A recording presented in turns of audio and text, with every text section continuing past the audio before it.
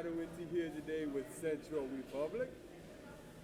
Can you explain to us what you guys do? We are a lightsaber dueling organization. Basically, we're like a lightsaber fight club.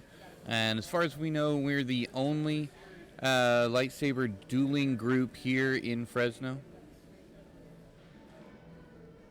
Can anyone battle, or do they need a certain skill to battle or duel? Well, obviously there is quite a bit of skill involved in this. Anyone can start, but you will need to continually practice and try and build your skills, or else, those people who practice more, they're going to have more ability and they're going to be way better than you are. So it pays to practice. People who don't know this and sees you and wants to do this, do you guys train if they want to train? We can do some training. For the most part, like I said, we're a fight club. We're a collective. So yeah, there is some training aspect to it, but part of this process is taking ownership in the progression of your skills. So a lot of us have done all this on our own.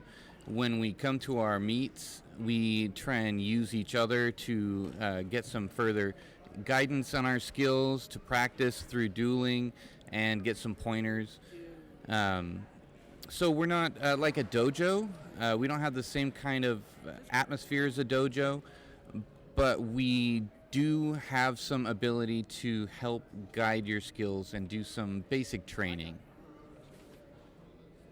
Okay, I see on the table a lightsaber and a tape.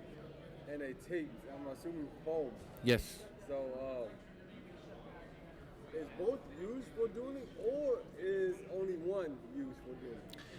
Well, you wouldn't use them both. So you probably wouldn't use one of the foam swords against one of the lightsabers, because the lightsaber, they are high density, high polymer acrylic, and the foam swords, this is just duct tape around insulation foam, so the lightsabers will just tear right through it. So you do have the option, if you're not comfortable going to this level yet, of being dueling with a lightsaber, because it does hurt when you get hit with them. If you're not comfortable at that level yet, you can absolutely start with the foam swords. It's the same techniques and movements and everything. Your opponent will have a foam sword, you'll have a foam sword, and you still get the same effect. It's just less damaging, and of course it doesn't light up, so it's less fun.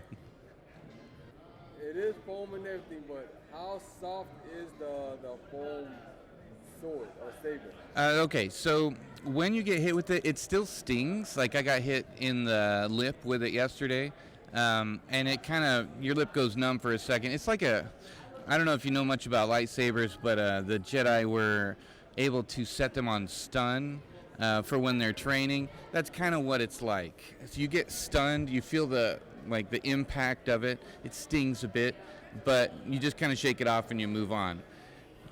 The lightsabers themselves, depending on how hard you're hitting, they can do quite a bit of damage. If you're not careful, we try and be very careful. One of the reasons why we train with things like foam swords is because you have to get your movements down. You have to learn control of the saber. You have to make sure you're hitting the correct strike zones, and all these things have to come together in order for it to work.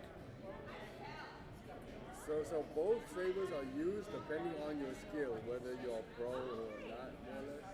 Absolutely. And if a lower level participant wants to use a lightsaber, that's perfectly fine, as long as they're using the correct equipment. We've got lots of different types of gloves here, helmets, but each of us is buying these things out of our own pocket. So typically, if you're brand new, just starting out, you're going to be starting with the foam sword because you haven't bought your equipment yet. Just like, and in that aspect, we are kind of like a dojo. We don't have loaner equipment here. It is each fighter's equipment and their responsibility to get the equipment to keep them safe. If you don't have equipment that's going to keep you safe, like say you're using a regular lightsaber, and you don't have gloves, I wouldn't participate in that duel because I don't want to hurt the person. I'm sure these will probably break a finger. It definitely hurts a lot. Has there been injuries during a duel or battle, lightsaber or even the tape? Has there been injuries? We are just now starting with the foam swords, so that's brand new. We have been using the regular lightsabers for about a year and a half, and yeah, we've had tons of injuries. At the beginning, you have to figure out how hard you're supposed to hit, and most people hit too hard. They don't realize that if you don't hit as hard, you will actually move faster. A lot of people think that if they want to move fast, they have to push really hard, but you don't.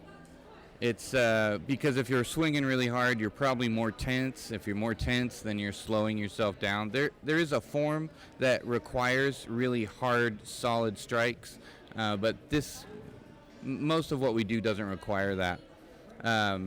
Personally, myself, when we first started, I used to have welts after every duel, mostly on the arms and legs. I had a couple good ones on the side. I got hit in the mouth so bad I thought I had lost a tooth. I got hit in the back of the head and went fuzzy. My glasses broke and I got a black eye. There's all kinds of stuff, but this is all part of the road to learning how to do this stuff. And this is back, I said we've been doing this a year and a half now. So all that stuff happened about a year and a half ago.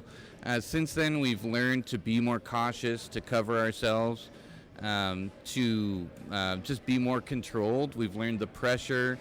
So we've learned a lot. Those were our kind of rookie mistakes. And I think we've learned enough now that we can know not to do that stuff. And we kind of communicate that to our members so that they know not to do that stuff as well.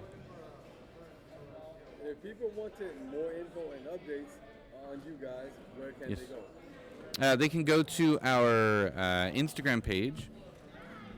Our Instagram is Central_Republic, and our Facebook is just Central Republic.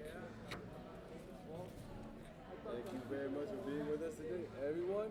Central Republic. All right, thank you very much.